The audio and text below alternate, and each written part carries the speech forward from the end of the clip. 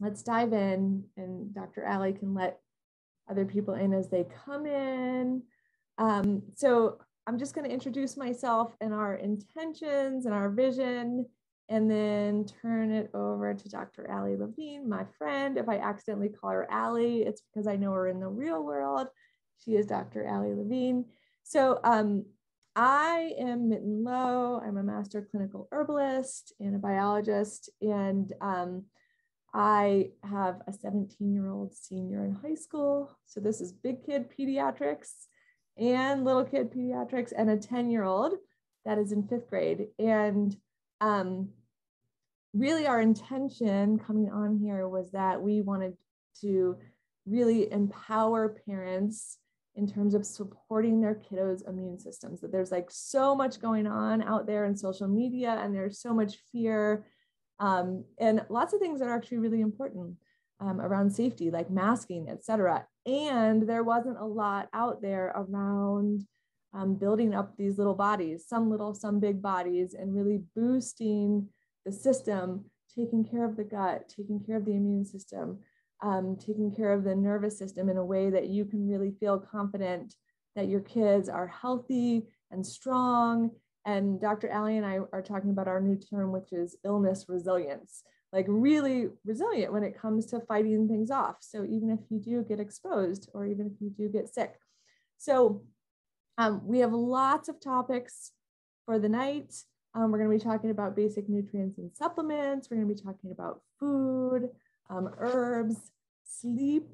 Dr. Ali is going to be talking about fevers, myths, and facts, the what to do and what not to do, which I'm actually really excited about because I don't feel like I know that myself. When to see your doctor, and then nourishing and healing the family nervous system.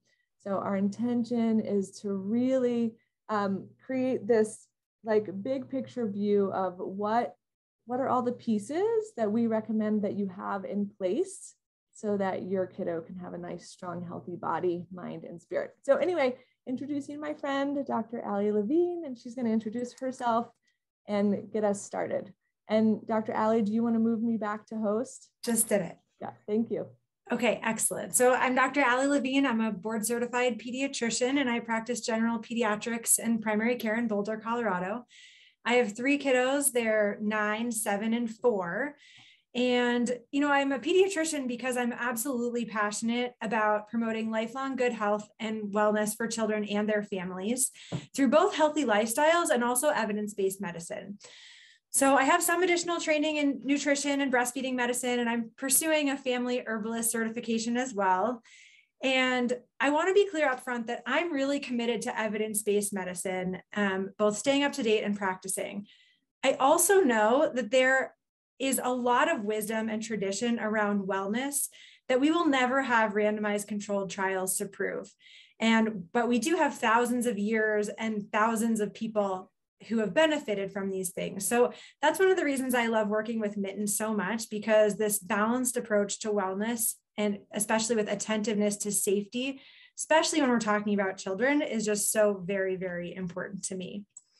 I was inspired to do this talk with Mitten because the top question asked in my office these days, and on social media, and texts from friends, some of the friends on this call, are things like, how can I protect my kids from COVID? What can I do this winter? Knowing that we are doing the most that we can with masking and keeping them safe, but we also have to return, and we want to return to life and to school and to things like that. And I see that many parents are feeling kind of helpless to do anything, but we know there's lots we can do to help our children's immune systems, and the categories that Mitten already discussed we'll touch on tonight.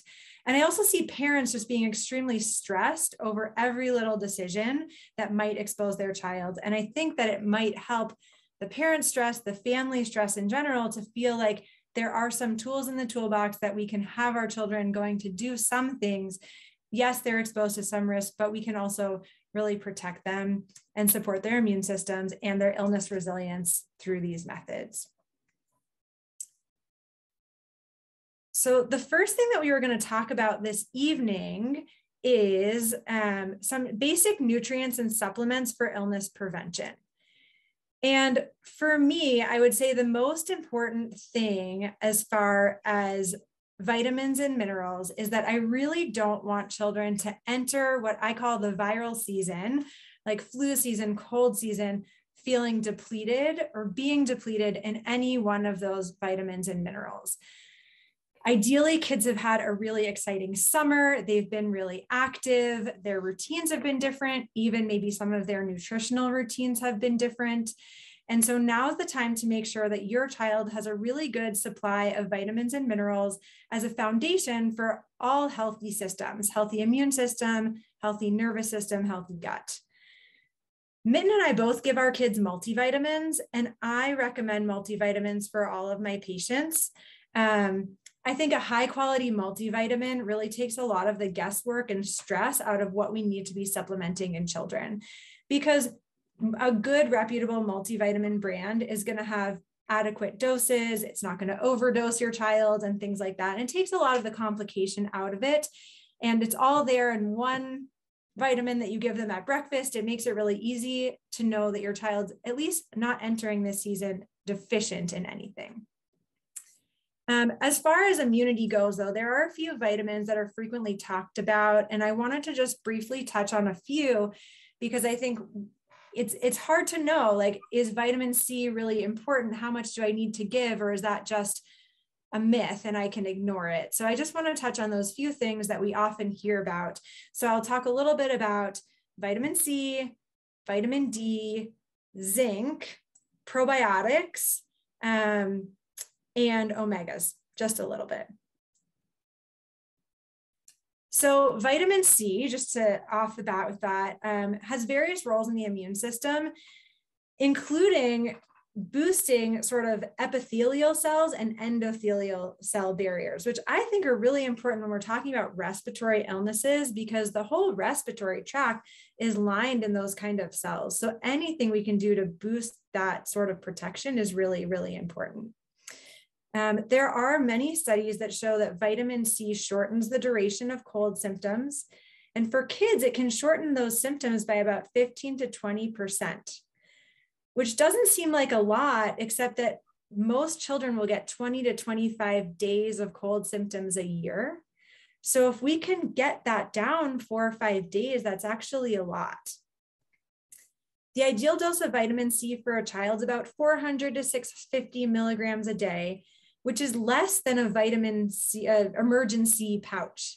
So that's one thing I want to touch on, is that kids are not small adults. And so you don't need huge doses of these things. And the amount of vitamin C that comes in that multivitamin, plus what your child usually eats during the day, is usually enough. You don't need to mega dose them with vitamin C, either for prevention or for treatment of a virus. You want them to take that multivitamin and eat citrus fruits, eat bell peppers, and we'll talk about more food as medicine in later in the evening. Large doses of vitamin C are just not needed, and they can cause some stomach upset. Vitamin D. So vitamin D, it's like the magic thing. Everybody's talking about vitamin D and all of the effects that it has on so many important systems. But there are some studies that show that adequate levels of vitamin D actually cut respiratory infections in half. And so it's super important to not be deficient in vitamin D. During the summer, many kids will get enough vitamin D. A kid's body can make up to 1,000 international units of vitamin D a day just being out in the sun. But during the winter, it's much harder to get that from the sun. So again, if it's not in the multivitamin, just make sure your child's getting enough vitamin D. Vitamin D friendly foods are not kid friendly foods for the most part. So a supplement is important. And kids need about 600 international units per day. The most important thing is that vitamin D, as far as our discussion, contributes to nervous system health and lung and heart health. And it's really, really important for the absorption of other minerals that we don't want kids to be deficient in. Zinc. So there was a lot of talk about zinc several years ago, as far as starting to take zinc right at the beginning of a cold and how much does that make a difference. So some of those studies did show that zinc will shorten the duration and severity of an illness if you take it right away at the first signs. Ideally, it would block viral replication. And for children, the studies show mainly that zinc's primary effect is on nasal congestion, runny nose, and cough, and will shorten the duration of the illness. You don't need a lot. The truth is you're probably getting enough zinc in that multivitamin and in the foods that your child eats. You do not need to mega dose them with zinc at all. Kids, under 13 years old need about 8 milligrams a day. Over 13 only need about 9 milligrams a day. And really, my family would get that just in our regular diet with legumes, nuts, seeds, potatoes. It's there in the things you're already eating, and you don't need to give extra doses. But again, just to focus on not being deficient during this season. Mitten, do you have anything to add on either of those three before I go on? I just want to reiterate what you're saying about like staying away from mega doses, and just, in fact, it's really dangerous to mega dose several of those. So, the focus on, kid appropriate dosage feels really important, because I know that I'm in that conversation a lot. Like, these are critical nutrients and kids don't need as much as we think that they need. So just wanting to reemphasize that. And I think that you've laid that out as well. Just a couple other supplements that are useful. Probiotics, very important for a foundation for a gut biome, which in turn will support immunity and support nervous systems. And child-friendly probiotics are usually pretty easy to give, and it's just an easy thing to do to support. And then omegas, again, some kids will get a good amount of omegas in their diet, but most won't get a good balance. And so finding a good omega supplement just to support the nervous system is super important as well. And we'll discuss that more in a little bit. Yeah. Thank you. So two announcements that I forgot to make. One is that we are watching the chat and we'll answer all the questions at the end. And two is that we'll answer questions at the end. So sorry that I didn't announce that earlier. So anyway, we are moving into food as medicine. So really the intention is to get as much and as many nutrients, vitamins and minerals in through healthy food in the body. Certainly things like vitamin D, like Dr. Ali said, like we just know that we need to supplement and support, especially here in Colorado. But the intention is to really move in with a whole foods, vitamin and mineral rich, seasonally supportive diet. So I talk a lot with parents about using food as medicine and following the seasons. So now we are moving into fall. And one of the most supportive things that we can do for our kiddos' digestive tract and therefore their immune system is to start giving them warming foods that don't create a lot of mucus. So the things that create a lot of mucus in the body are things like dairy or really cold foods or sugar. And then the opposite are things like broths and soups and stews and root vegetables that are well cooked, etc. So it's one of the simplest and easiest way to support the immune system with food as medicine is to eat with the seasons. And for those of you that know me, and many of you do this already, I'm a huge believer in adding broth to the family. Giving your kiddos broth directly, finding a recipe that you like, whether you are a meat eaters and do a bone broth, or do something like a vegan bone broth or a veggie broth. Broth is an incredible way. It's like an elixir of vitamins and minerals that we don't have to digest. It just goes right in, we absorb it, and it goes to the blood, and it supports and soothes the gut, which also supports the immune system and supports our mental health and our nervous system. So if you can get broths into your kiddos, I know that both Dr. Levine and my kiddos, like they will drink broth happily and are happy to get broth in lots of different foods. If your kiddos don't drink broth, like warm with a straw, add it to everything. The boost in terms of nutrition is huge. So if you say you cooked your rice in broth instead of water, all of a sudden you have a lot more nutrients in there. So add. And like Dr. Ali said in the beginning, for a healthy immune system, we don't want any deficiency. So one of the things that we like to talk about is adding in, and it's less about restricting. So I do recommend steering clear of things like sugar and dairy in the winter if you want to have a healthy, strong immune system. But this is not about being rigid, and that is not good for the nervous system. If your kiddos start feeling like, oh my gosh, like my mom won't give me anything, that creates stress on a whole other level and layer, which we'll talk about more at the end. But we want to really nourish. So lots of healthy foods, fruits and vegetables, clear out the processed foods. And also just, we kind of wanted to acknowledge that we know that for some kiddos, just like we'll talk about sleep in a minute, getting that nutrition in is a challenge. And so it's not about the fight, it's really about creating this beautiful foundation. And so our intention is to get as many of these building blocks in as possible so the immune system can be strong. And knowing that for every family, there's a kid that either like doesn't get in all the nutrition or doesn't sleep well or won't take a vitamin. And that's okay. We're just really doing our best. Get in as much as we can is the intention with food as medicine. Did you want to add anything else to that? The only one thing that I'll add as far as what you just said, right, that nutrition can be hard for some kids, is that I don't want parents to think about the nutrition that their child gets in one single day. I would encourage parents to think about the nutrition that their child gets in a week. And it's okay if a few days of that week they didn't get the ideal amount of vegetables or they didn't get their vitamin or broth. This is about the whole picture. And so think about what they're taking in a week. And if they're getting all of those things and they're getting mostly unprocessed foods and mostly low sugar, it's okay if they went to a birthday party one day and didn't do quite as well, right? That's all part of being flexible and taking care of the family nervous system and reducing stress. Yeah, that's a great example. And I can just share in my own family right now what I've told my youngest one. I'm definitely not telling my oldest one what to do with sugar. She's 17 years old.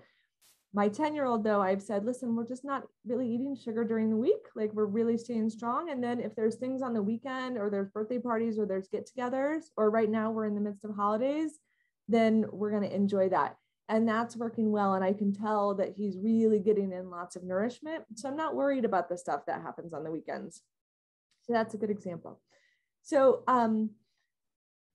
just wanting to share some basic and safe herbal protocols for kids. I get a lot of questions about herbal safety for kiddos. My favorite herb for kids is elderberry because it's an immune tonic that is safe for all ages and you can use it long-term. And the efficacy doesn't decrease if you keep using it. So if you think about it, it's something that just keeps you strong and it continues to build the strength versus something which is also safe for kids like echinacea, where a lot of families add echinacea into their kids' herbal protocol and it's not effectively used that way. So elderberry, given at a child age appropriate dose, and watch out for honey in elderberry if you've got little ones under 1. But echinacea is really something that is meant to like come into the immune system if you've been exposed or have the signs of the beginning of illness, and you add it right then for 10 days. So it's a come in, hit it heavy and stop it or decrease the extent of the illness and then take it back out. So it's not daily herbal protocol. I do recommend having it on hand if something comes up. I personally like echinacea and Goldenseal together because that also heals the lining of the gut. So the Goldenseal comes in, it nourishes the gut and the lungs and basically all those mucosal linings. And we really want to keep the gut strong and healthy at the same time that we're keeping the lungs strong and healthy. So we've got elderberry and echinacea and Goldenseal. And then there's all of the culinary herbs. So speaking of eating with the seasons, a great way to boost the entire family's immune system is to add all of those culinary herbs: turmeric, ginger, garlic, onions. Those are all antimicrobial. And so if you're getting soups and stews and other dishes that have those culinary herbs in, you're basically like giving your kiddo a little antimicrobial shot at every meal. So Like it's a huge deal. And over time, the system just continues to receive the medicinal value from those culinary herbs, and it supports the gut, and it supports the lungs, and it supports the brain. So add all of those, even things like cooking with oregano. It's very strongly antiviral.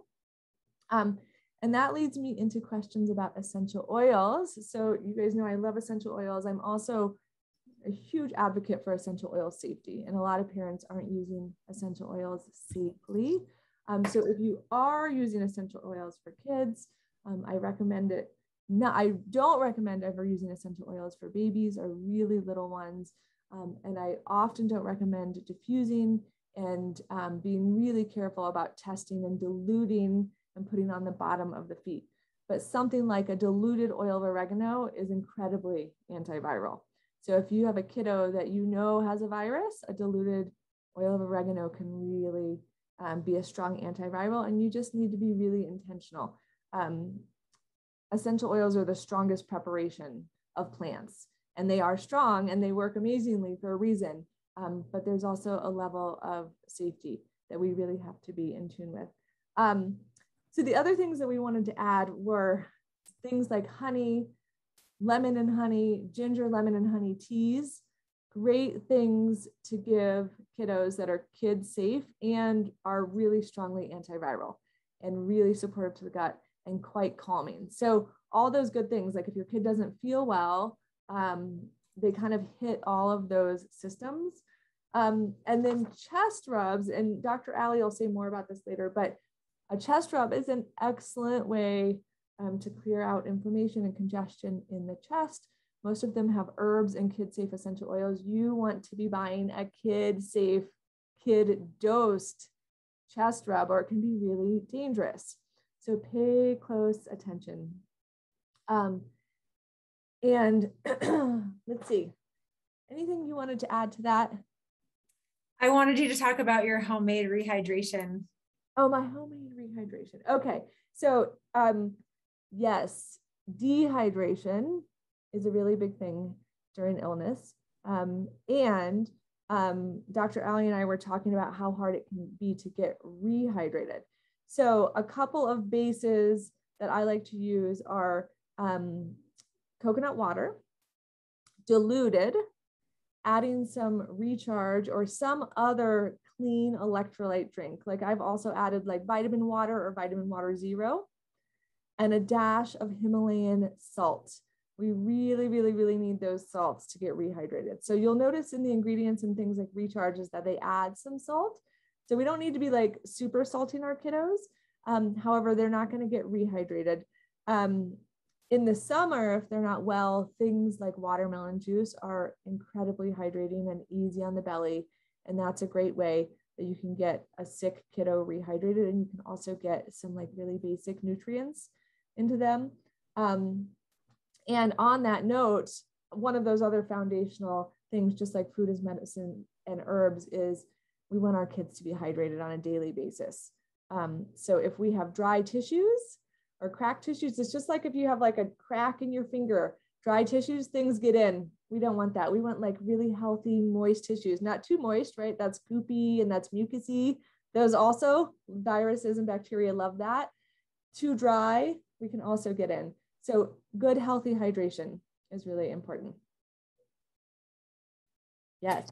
Talking about tissues and making sure that they're moist, do you want to talk about nasal irrigation? Oh, I so want you to talk about nasal irrigation. Oh, you still, okay. And So one of the things that Mitten and I were talking about is just another easy, natural thing to do for illness. And one of my favorite things to tell people about is nasal saline. So there's so many things that are not safe for colds, and I'll talk about that a little bit more soon. But one of the things that is safe that you should keep at home in your medicine cabinet is nasal saline, because washing off those mucous membranes is super important. If your kid has a known exposure to a cold or flu or COVID, take them home and wash out their nose with saline.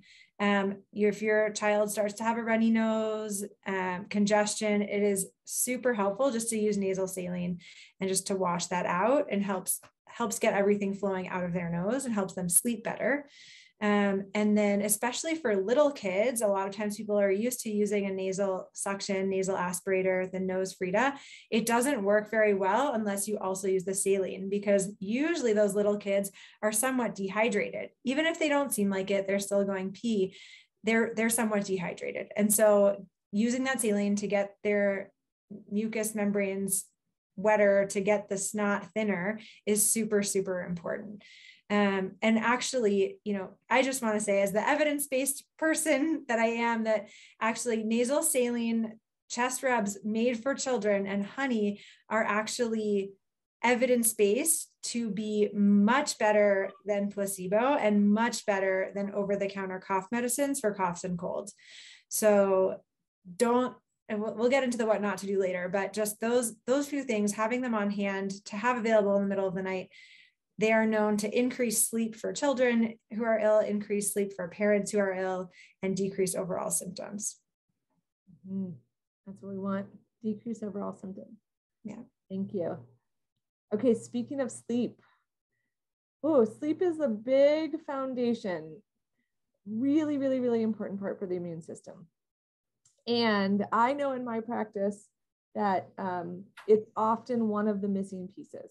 It's like everything else is in place, and yet the kiddo or the adult keeps getting sick. So really talking about this as a priority, and Dr. Ali is going to share some recommendations. Really holding sleep for ourselves, right, and for our kiddo as a big priority, and getting those recommended hours every single night has a huge impact on the immune system, our overall well-being, and our overall health and wellness. Yeah, so Dr. Ali, do you have our daily sleep recommendations per age? I do have some. And so what I usually recommend is, for little babies, infants can sleep up to 20 hours a day, newborns. But up until they're 1, about 13 to 15 hours a day is ideal. Toddlers, preschoolers should sleep about 11 to 14 hours a day. And school-age children up until about middle school should be getting 9 to 12. Some of them will sleep a little bit more, especially on the younger sides of it, maybe up to 13. And then middle school through high school, at least 8 to 9 hours a night is what we want.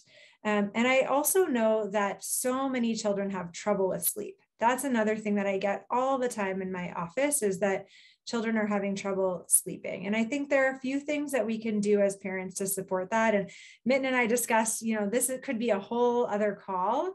So let us know if you're interested in the Dr. Ali and Mitten sleep call.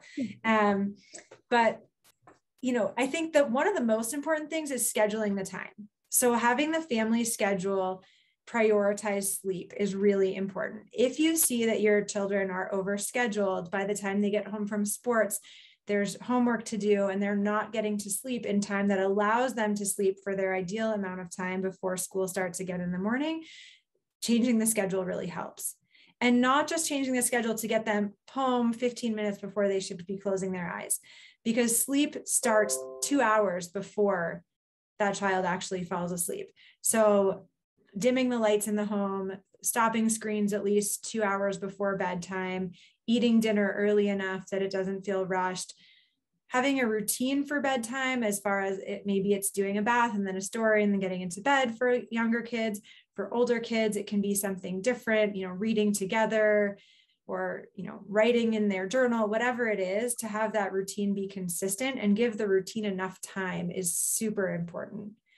Mitten and I also discussed some things we do for our kids when it's hard to sleep, like, as my kids call it, a sleepy tea. There's nothing in it that really makes them sleep, but just a chamomile tea or calming tea with honey and lemon, warm liquids, or relaxing. And doing something like that can be really helpful. But I do find in my practice that it's largely the routine that matters the most.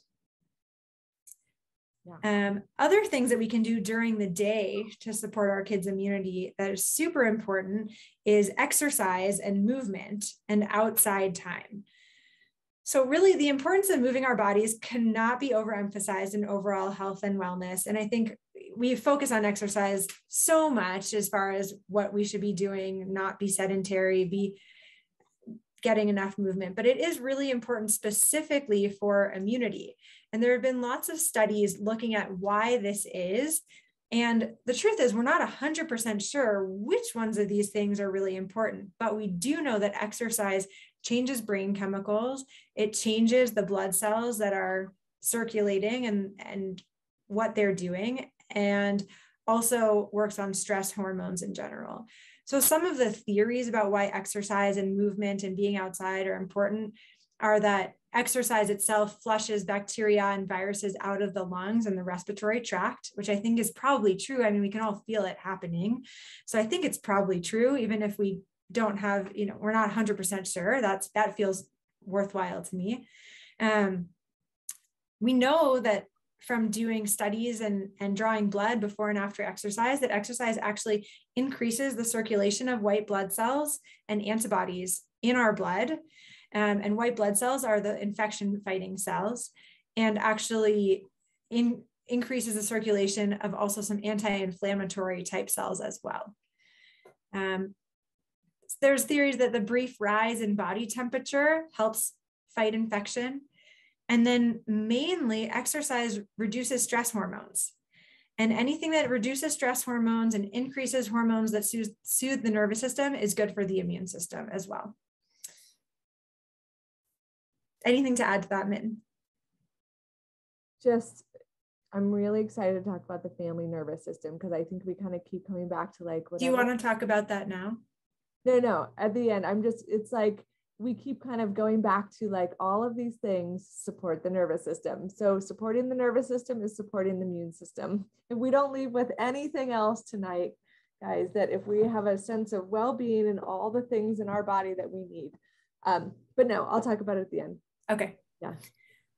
All right. So Mitten and I already, we discussed like what kinds of things would be helpful for me to talk about from the pediatric medicine perspective. And we decided, talking about COVID prevention and things like that just is really not helpful, but just some basic illness principles for children might be helpful. So one of the most important things that I love to talk about when kids are sick is fevers, myths, and facts, because I think there's a lot of fever phobia, and that is completely unnecessary and just increases stress and increases parents' worry over illnesses. So a fever is the body turning on its immune system. So especially if you've used all of these things that we've talked about to help support your child's immune system, they might still get a fever, and that is okay, because that's their body turning on their immune response. The fever is helping their body fight infection. Fevers are not necessarily a sign of severe illness. Kids can get a fever with the most mild thing, and the temperature does not correlate to the severity of the illness. So a child can be super sick with a fever of 101, or super sick with a fever of 106, or they could have a really mild illness with 101 and a pretty mild illness with a fever of 106. And when I say 106, people get nervous. They think that's the number I should go to the emergency room, or what is the number that I should go to the emergency room? And I don't have a thermometer in my house, or I probably do now because of COVID, but I didn't before, because I always say, watch the child and not the number, because it really doesn't matter what that number is. It matters what the child looks like. If they're really miserable, then you should try to help with that fever by using some of these things we've talked about, a cool bath, Tylenol if you need it, but really just look at the child and see how they're doing and not the number. Fevers are only dangerous once they get to about 108, which is not an illness number. It's I got locked in a hot car number. Like, it's not, you don't have to worry about most fevers with illness. People worry that the child will get a seizure if their fever is too high. Kids get seizures with fevers frequently, but they can get it with a fever of 100.4. So it's not really the number or the rate of rise. We don't know exactly why certain kids will get a seizure, but those febrile seizures are also not dangerous. I want to talk a little bit about the natural course of illnesses, because I think it's easier when you understand it. So the natural course of a respiratory illness will be about 3 to 5 days, and usually starts with a runny nose and congestion, and the cough usually comes later.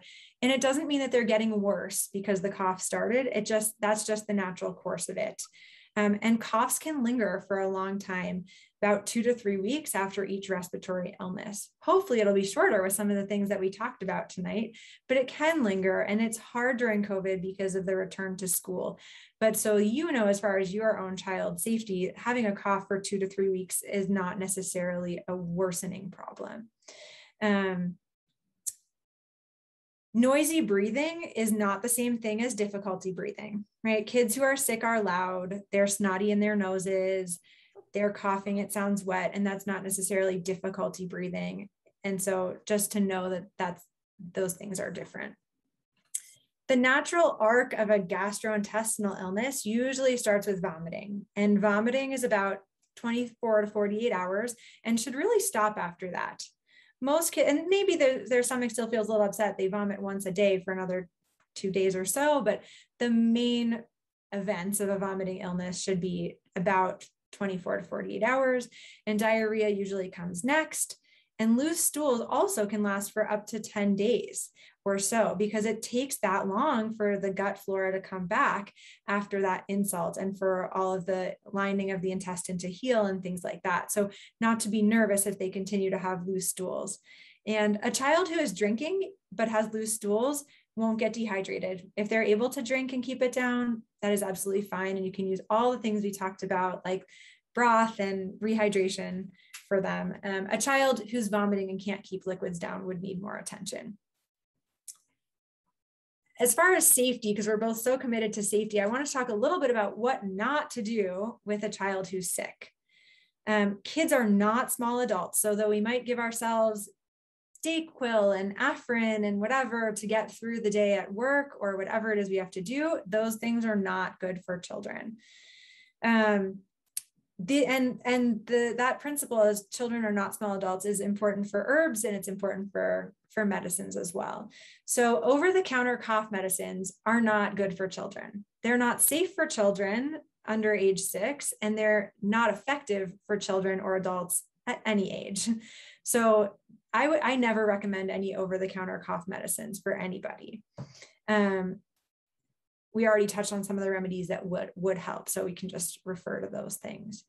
Adult Vicks Vapor Rub or any other sort of adult medicines, especially those chest rubs, are also not safe for children. So if you have it in your closet from 5 years ago when you were sick, don't use it on your child, not safe. There was a study that showed that actually after the over-the-counter cough medicines were sort of not recommended anymore for young children, pediatricians' recommendations for antihistamines during viral illnesses went up about 60%. And it's not because those antihistamines like Benadryl help coughs and colds. It's because it seems like clinicians wanted to have something to do. And they wanted to feel like, oh, well, they're not getting any sleep now. If we give them Benadryl, then they'll get some sleep. But the truth is those sedating antihistamines, the types like Benadryl, are not helpful for viral illnesses. And they're actually not even shown to increase sleep when it's the cough or congestion that's disrupting sleep. So not safe, not effective. And the other thing that we had talked about, just to reiterate, high doses of herbs, like high doses of zinc, high doses of vitamin C, diffusing essential oils or essential oils in doses meant for adults are not safe, and you should not use them. Most people want a little quick guide as far as when to actually call your doctor or see your doctor. And so my just 1 minute quick guide to that is any fever over 5 days, and you should let your doctor know. We want to make sure that that's not something that needs attention. At any point, if your child won't drink, can't drink because they're vomiting too much, or hasn't urinated in 8 hours, you should let your doctor know. Any child who's truly ill appearing, who is not temporarily improved with either the natural remedies that we're talking about or Tylenol, ibuprofen, if you get to that point, you should tell your doctor. And you know, as a parent, when your kid is sick but well appearing, right? They're congested, they're coughing, but they're up and active, they're still playful, they're eating, they're annoying their siblings, fine. versus the child who won't get off the couch, even for their favorite activity, doesn't want to watch their favorite show, doesn't want to have their favorite popsicle, even though they would have gotten to have 3 in a row. Like, that's an ill child. And so if they're not temporarily improved by some of these things, you should check in with your doctor. And if there's anything that you as a parent feel is just not right, that your child is sort of trending in the wrong direction, it absolutely never hurts to check in. Any pediatrician who is in this for the right reasons is so happy to hear about those kids and talk to parents and figure out what's the right next step. Yes, thank you. So, onto the family nervous system. So one of the things that Dr. Ali and I wanted to share is that everything that we're sharing here is also nourishing, healing, and supportive to you as parents and your entire family. So when we're talking about creating wellness in kiddos, we would be remiss to leave out the idea of creating wellness within the family and creating resilience within the family. And there's no way around the collective anxiety and stress that exists in what we're going through. That just is what it is. However, anything that we can do to support a kiddo's nervous system supports their overall well-being and their immune system.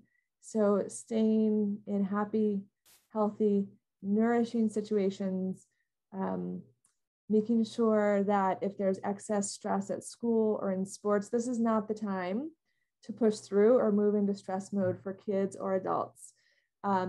If you as a parent are like feeling always in an activated nervous system state where you're just feeling like this is so intense, just know, not in a way of like, oh my goodness, like I'm hurting our kid, more like, oh, I have so much power to calm this family nervous system. So then the focus goes right to you, which is like, what can you do to nourish your nervous system so that you're so calm and so balanced? Hold on, somebody's coming in.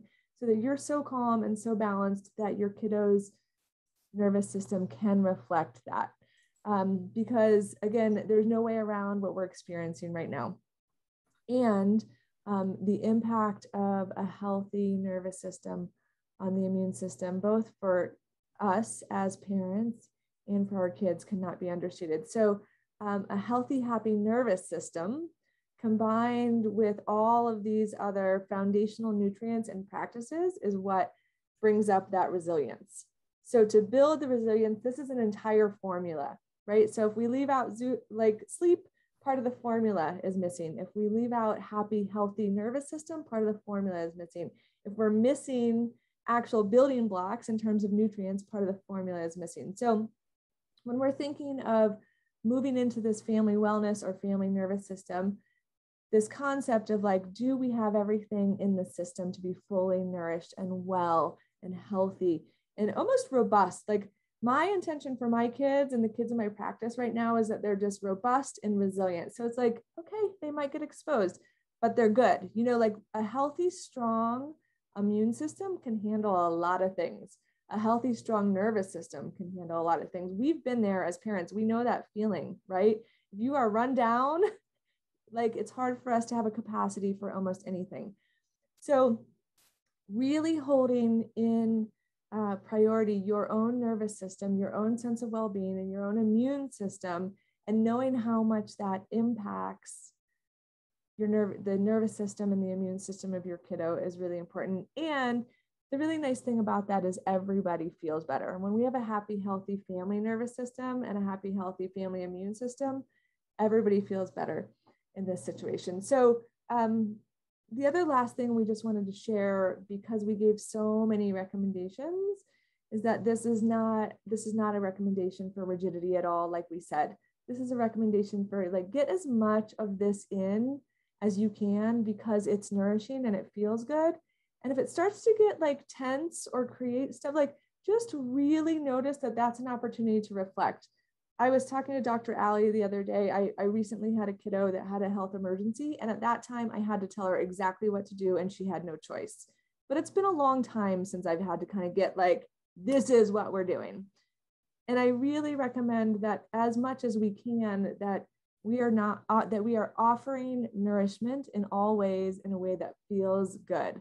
Like if you're offering broth, that it just like feels so good to your kids and so yummy. If you're offering elderberry, that it feels so good and it's so tasty and sweet. And that the investment that we make in food as medicine makes our kids feel so good, both like emotionally and physically. So that's the piece on the family nervous system, that wellness should feel good. And that, you know, when we don't feel good, we create an inflammatory response, and that leads to all kinds of junk. We don't want that. We want the like, oh man, this feels good. I feel happy and nourished in my family. I feel happy and nourished in my school setting. I feel happy and nourished. And so if at any point it's like, oh, one of those is out of place, that's the place to kind of like focus in and rebalance. And really that this entire thing is about balance and nourishment. Like, where can you fill up? Where can you feel better? Where can your kiddo feel better? And then the other thing that Dr. Ali and I were talking about is truly the recommendations that we shared are like great for behavior. They're great for mental health. This is like an overall wellness package. If you align and fill these things up, I think that each one of us will see a response in the well-being of our children. And so it's like a win-win all around. And, you know, back to the very beginning of like, why are we doing this? It's not just so that we get into like this like COVID way of thinking. It's in this way of thinking of like, how can we be in a place of wellness? How can we be in a place of happiness and wellness and resilience? So besides COVID, this is a great way to nourish your kiddos and ideally nourish yourselves, and that it should be this lifelong way of being for them, that it's actually a gift. And I've thought a lot with some of the families that I've been working with, like what a gift it's been to really focus on wellness. What a gift it is for us to say, like, how can we really support our kids to have really healthy bodies? Because if they take that with them the rest of their lives, then it becomes a gift from a challenge. Did you want to add anything to that, Dr. Allen? No, that was so beautifully stated. And just, you know, doing it together with your children and having them be excited about helping to do some of this process, like make the tea and, you know, make the broth, and having them be excited about it and letting them know, because they're nervous about COVID too, right? They want to do the things that are going to help them stay healthy and well, and getting to go to school and getting to see their friends. Like they want to be part of it. And that, you know, most of this, we tried to make it simple so that there's a lot of information here, but it shouldn't feel like a whole lot of extra work for you to implement these things. And on that note, we've put together an Amazon list, and it's not entirely complete yet. So give it another day. But what we hope was that this list would be very simple, that you could go through, get everything on it, or most of the things on it, and really have your set ready to do everything from this talk. So I'm going to put that link in the chat now, but we can also probably send along the link. But we will finish this list soon, but it has a lot of the things that you would need or would want to have it. We're not making money on the Amazon list. It is just pure, like, these are products that we use in our own family and in our own families. And these are things that I recommend to people and that my kids like. And so we're just passing them on to you. Yeah. We want to just save you the trial and error. Yeah. Yes. We have like 10 minutes for questions. So Mitten, I'll look through the questions and we can answer a few. The first one, what age can kids start a multivitamin? So an infant, a breastfeeding or formula fed infant does not need a vitamin, but usually around age 1, where they're, you know, eating as much food as a toddler, they can do a multivitamin. And thanks, Rachel, for the question. And I actually added to this Amazon list the infant powdered vitamin that I usually recommend for my patients. Mitten, this is one for you. How to use the oil of oregano.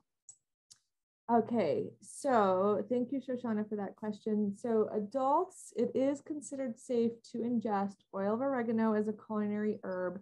I only recommend ingesting it if it is food grade and it is in a carrier oil, and don't overdo it. This is one that people overdo significantly. It's a hot oil and it can burn your throat and your digestive tract. And so the upside is that it's incredibly antiviral. Kids should never ingest oil of oregano. You can dilute it, dilute 1 drop of oil of oregano in a carrier oil and put it right in the center of the bottom of the foot. If you get any irritation, stop right there. It's just not worth it. I also love to put oil of oregano on the bottom of my own feet because I don't personally love to ingest it. So if I have been exposed, or for instance, when I am traveling on the plane, I've traveled on a plane maybe 3 times in this last, I'm always using oil of oregano. And I also put drops on the bottom of my kids' feet for travel. So that's like when you want to ratchet it up a notch, oil of oregano is a ratchet. Again, it's not for ongoing use because it will really disrupt those mucosal linings in the gut biome, and it starts to kill off the good guys. We want the good guys. We want all those good bacteria. We just want to get rid of the other microorganisms. Another question for you, Mitten, is that what's the best way to get or take Goldenseal? Okay, so Goldenseal, it's important to know that Goldenseal happens to be an herb that is on the endangered list. So I don't recommend overusing it in general. I like it best given with echinacea. They are a power duo in terms of the immune system for directly boosting immune cells and lining the gut. So there is a wonderful brand that, and I can actually post this, I'll put this in our link, that has a echinacea Goldenseal glycerite. So a glycerite is like a tincture that's made without alcohol. And kids tend to really like that. And again, I always recommend that people have it on hand. And if you get exposed, if your kiddo gets exposed and you see any signs or symptoms, you can just start that 10-day course. It's really similar to like an herbal antibiotic. Start the 10-day course and then be sure to take your kiddo back off of it because nothing bad's going to happen. It just loses its efficacy. You're just having them take an herb and it's no longer useful. So we'll put that link in there. We'll add that to the Amazon list soon. Mitten, what's a good dose of elderberry for maintenance for a toddler? And maybe you could expand that to like in general by age. Yes, so adult is up to 4 tablespoons. Usually a standardized dose is up to 4 tablespoons per day, which is equivalent of a 1/4 cup. So you're actually like, if you were ill or exposed to COVID, you could take quite a bit of elderberry syrup because remember, elderberry is like a food herb. It's a tonic. You can have a lot. And for kids, really around 4 and up, you can have up to 4 teaspoons per day. Under 4, I would cut that in half and not give it to kids younger than 1.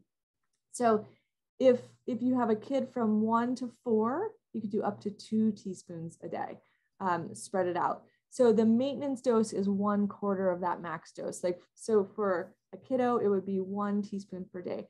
I really like elderberry as a maintenance. So many parents say to me like, oh my gosh, I started giving them elderberry and they just stopped getting the thing that everybody in their class had. So that's something I hear the most. And that's been really holding true for my family. Even I sometimes forget. I've been really good about it this season. Sometimes I forget to be consistent too. I notice how much it helps. And don't forget also that elderberry is excellent for clearing fevers. So that's another herbal action. If you have a kiddo with a fever, you should be giving that elderberry anyway if you have it, but it's a great way to lower that fever. It just releases the heat out of the pores. While we're talking about elderberry, another question is the Sambucol brand a decent, trustworthy form?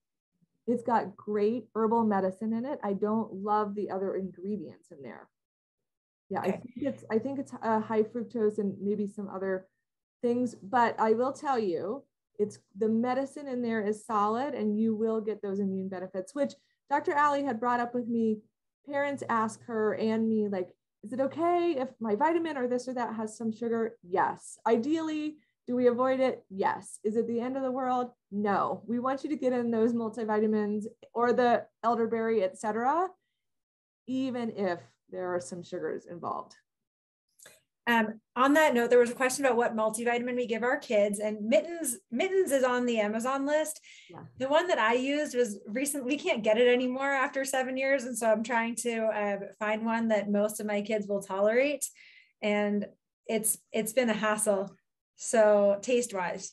So there are a lot of good ones. We can put some options on that list, but the one that Mitten uses is on the Amazon list. And then there was another question, Mitten, about something about not giving kids elderberry with regards to COVID. A pediatrician said there might be issues with COVID and elderberry. I feel like I also heard something about that and then immediately saw that it was not founded. Basically, the whole thing with the cytokine storm was like, could that possibly increase it? And so everything that I have read from herbalists and doctors has said that's just really not a possibility. So when the patient is in that level of illness, they're in the hospital, they're not using elderberry. So elderberry is a preventative tonic herb. It is safe to use. At which point, if anybody in your family has to go to the hospital, you immediately stop herbal remedies or other supplements in general. Like that's over, you go to the hospital and you figure out what's needed at that time, because there are lots of herbs and foods and culinary herbs that could be contraindicated or interacting with the level of medicine that you might need in the hospital. But this is really home care. And in terms of home care, it's a great preventative and it's a great treatment for like lower level illness. Mitten, a question from Ashley. What have you heard or know about pine needle tea for immune system support? I love that so pine needle tea, I love it because pine needle tea is the conversation this year. My Aunt Helen, who's my best friend, she's like, how are we going to make pine needle tea? And I was like, oh, I knew that this is the topic for this year. It's wonderful. It is safe for adults and older children, I would say. It's quite a strong medicine. There's lots of volatile essential oils in all pine trees. So I personally wouldn't give it to a really little kid because you're drinking a lot of volatile oils, which are quite strong. When we're talking about essential oils being the strongest preparation of herbal medicine, when you have herbs that have lots of oils, like oregano, right? That's similar to the oils in pine tea. So you could make pine needle tea, and all you have to do is snip it up and steep it in hot water. And I would recommend adding something like raw honey, but it is excellent, excellent for the immune system and for lung health. Mitten, will you add to our Amazon list an elderberry product that you feel is high quality if there is one available on Amazon? Yes, and there definitely is one available on Amazon. Okay, yeah, great. Yeah. We are reaching our 9 o'clock time, and I want to be respectful of everybody's time. If there are any other questions, we could answer them, but otherwise, this is recorded so you can review it. And we're going to have that Amazon list pretty complete for your home herbal and otherwise winter immunity medicine cabinet. It's been really great talking to everybody and prepping this and working with Mitten. And I think that's all we've got for tonight. If Mitten, you want to say anything to close up? Oh, my mom requests the broth recipes. We will make sure that those are available. I've got lots of broth recipes. Yeah. Yeah. And other recipes, like if you want to make your own elderberry syrup, we can send all of those out. Yeah. I also just reiterate, like, we're so glad that you could all join. And I think for, speaking for both of us, that we just believe so deeply in nourishing and building up these kiddos and doing it in a really safe, evidence-based way, and also really nourishing and building up all the mamas here so that you feel good doing it and that you feel like you have a foundation for your own wellness so you can support your kids. It's hard to support others if it feels like we're not supported ourselves. So I really hope that you all feel supported. I know that it's a joy for both of us to be able to offer this to all of you. And spread the wellness wherever you go. I think that's another thing, like, there's a lot of fear, and we are both really committed to just spreading the wellness and grounding back into wellness and well-being. So thank you for joining us. It was a delight to have you, and we'll send all of these things out shortly.